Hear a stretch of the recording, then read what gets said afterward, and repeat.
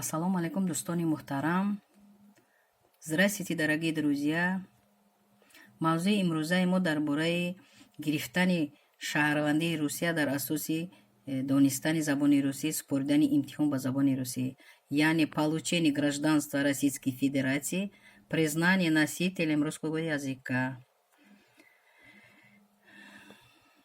дӯстони муҳтарам, зиёд саволҳо мешаванд дар фейсбук одноклассникам, ба воситаи имо, вайбер, ватсап занг мезананд, мепурсанд мизоҷон Клинтон ки забони русиро хуб медонанд ва ба забони русӣ мактаби миёна хатм карданд ё ба забони русӣ колледж ё ки ягон мактаби олӣ хатм карданд, диплом доранд ва чӣ гуна онҳо дар Русия метавонанд ки шаҳрванди Русия шаванд. ғайри ин баъзеҳо РВП доранд, баъзеҳо вид на жительство доранд, баъзеҳо разрешение на работу доранд, яъне дар ҳамин Русия истиқомат доранд.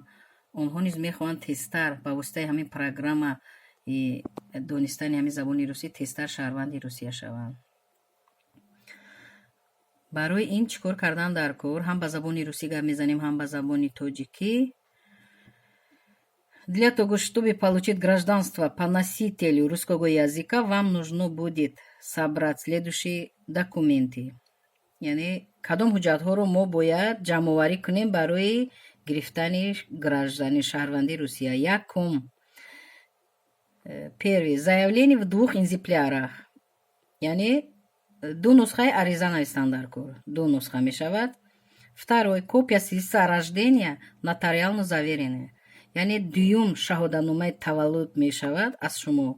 ҳамун шаҳодатномаи таваллудтонро дар шӯъбаи ҳамун тарҷума перевод медиҳед, перевод мекунанд ва нотариус заверени карда 2 нусха ба шумо медиҳанд. Сеюм.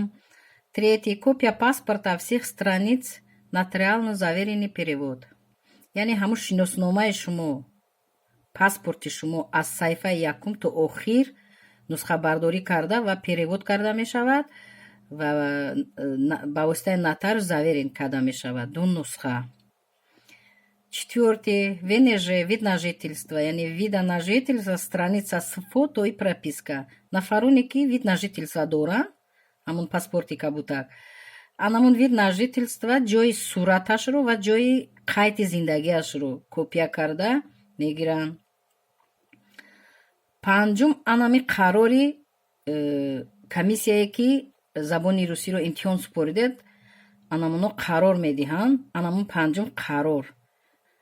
яъне 5 решение о признании носителя русского языка оригинал. ана ҳамин панҷум анами қарори супоридани имтиҳони забони русӣ бояд дар дастон бошад.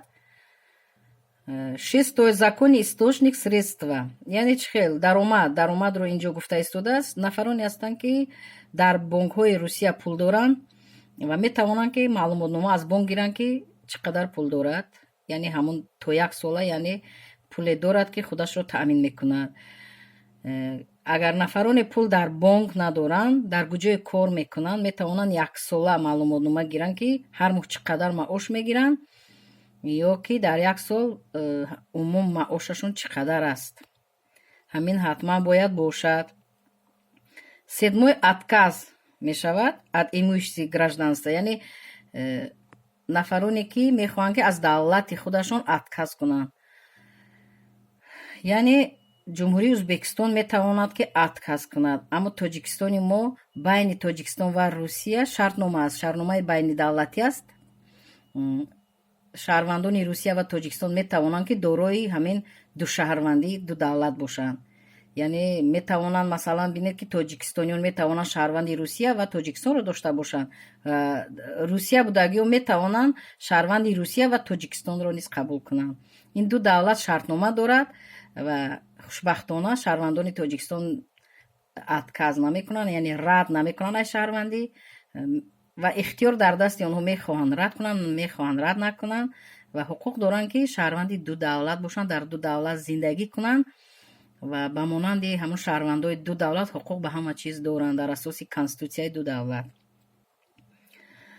ғайри ин дӯстон, амин госпошлина, 8. госпошлина мисол боҷи давлатӣ мешавад. ҳатман ҳамун боҷи давлатиро дар банк споридан дар кор, квитансияша гирифтан дар кор. Яъне аввал реквизити ҳамон фемесро мепурсед ки дар кадом лисевой счёт пул гузаронанд. ҳамун реквизита фемес ба шумо медиҳад ва ба ҳамон банки Русия рафта дар асоси ҳамон пулро мегузаронед ва квитансия мегиред. ғайри ин 4 сурат мешавад, 3 дар 4 ва 2 конверт мегиред. ҳамаи анами ҳуҷҷатҳоро ҷамъ карда, ҷамъоварӣ карда дар фемеси ҷои зист месупоред барои гирифтани шаҳрвандӣ. албатта ҳозир ҳама ҷо талон шудааст. аввал талон мегиред. ҳастан талон муддати 15-16 рӯз навбат мерасад. барои ҷамъоварӣ кардани ҳуҷҷатҳо пештар аввал талонро гиред. муддати 1 ҳафта 2 ҳафтае ки талони шумо навбат истодаед, ҳамон ҳуҷҷатҳоро ҷамъоварӣ мекунед. ғайри ин дӯстони муҳтарам, ана ҳамин ариза мешавад, заявление барои комиссия забони русиро имтиҳон супоридан. ҳамин аризаро ман ба шумо мефаҳмонам чӣ хел навистан дар кор. Как надо писать заявление.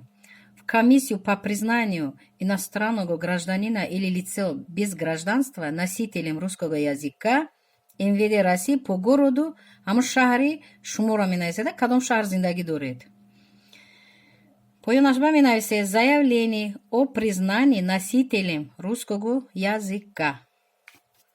Баъд буд менависед: прошу признать меня носителем русского языка на основании части 1 статьи 33, часть 1 Федерального закона о гражданстве Российской Федерации.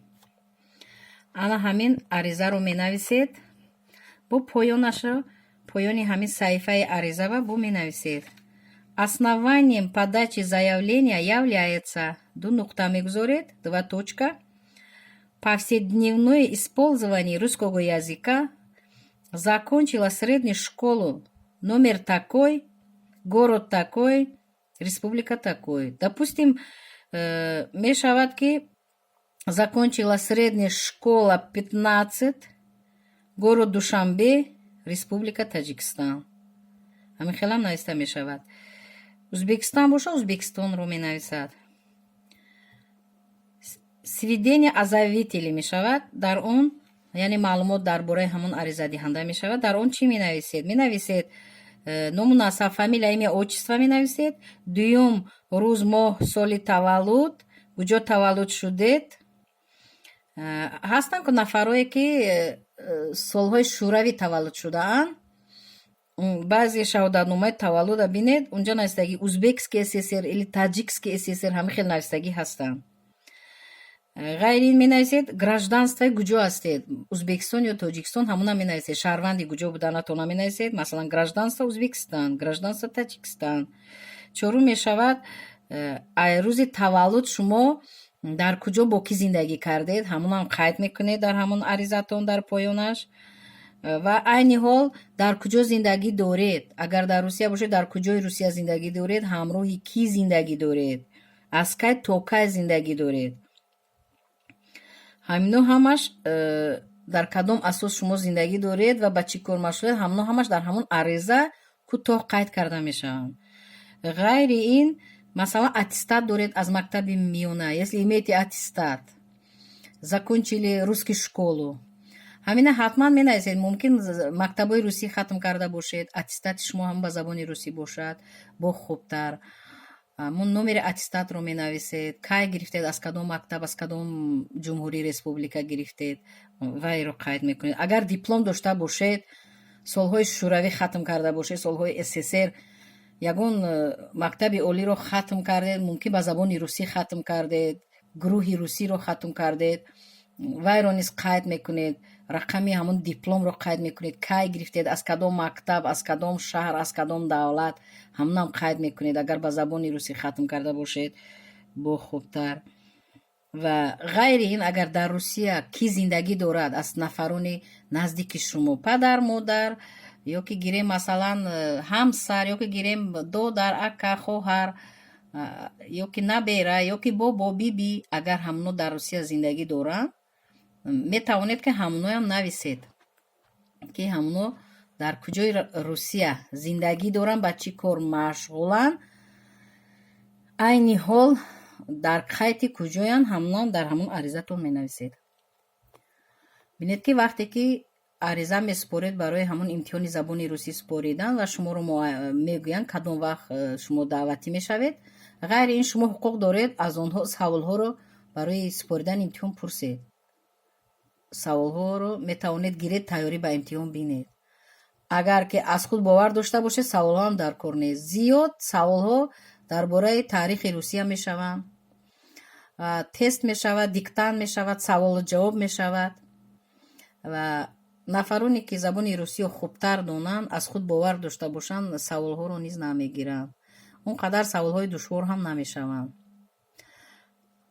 баъди ҳамон супоридани имтиҳон комиссия протокол тартиб медиҳад ва ғайри ин ҳамон қарори комиссия бароварда мешавад ки шумо аз имтиҳон гузаштед ё не. агар ки қарор бароварда шуду шумо бо сари баланд имтиҳонро супоридед, ана баъд ҳуҷҷатҳое ки гуфтам ҳамроҳи ҳамуно ҳамин қарорро монда ба ФМС барои гирифтани шаҳрвандии получени гражданства ҳуҷҷатотонро месупоред ва ҳуҷҷатҳоро ки супоридед интизор мешавед. дар як вақти муайян баъд ба шумо паёмак равон мекунанд ки шумо яъне шаҳрванд шудед ва имконият доред ки ҳуҷҷатҳоро барои гирифтани шиносномаи Русия, гирифтани шаҳрвандии Русия бо баъзе ҳуҷҷатҳоро талаб мекунанд ва бурда месупоред ва шаҳрванди Русия қабул мешавед ва шиносномаи Русия мегиред.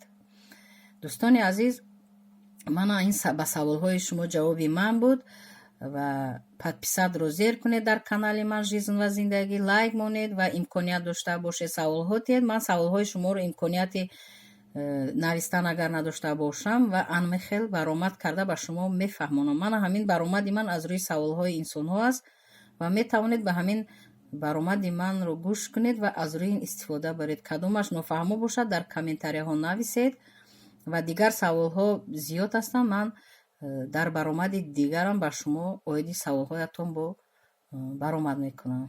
саломат бошед.